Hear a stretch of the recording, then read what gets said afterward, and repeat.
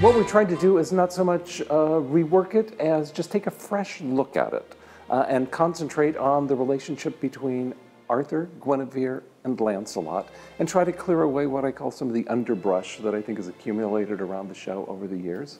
We're doing it with a great deal of reverence, because Alan J. Lerner is a true genius of the American theater, and you don't want to mess with him too much. So very carefully we have started from something I read in Alan J. Lerner's autobiography. He says, my favorite time I ever saw it was the afternoon before opening night, when there was no scenery, when there was no costumes, and the actors just went through it in street clothes.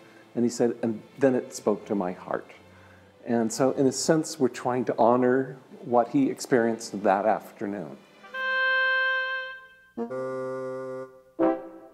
We are doing it on a unit set, so there are no scene changes. The castle of Camelot is suggested by a garage sale portrait of a castle. Falling snow is represented by one of the actors dropping torn up pieces of paper.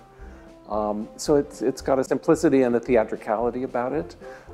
It's not so much modern in the costumes as it is just vaguely representative.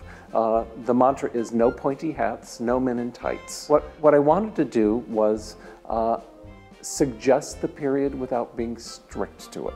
In other words, when you see a knight for the first time, you go, oh, look at him there with that great sort of medieval shirt.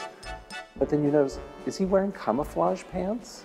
Or when Lancelot comes in, you go, oh, God, oh, doesn't he look dashing and the perfect example of a French nobleman of the Middle Ages? And you go, oh, are those jeans that he's wearing?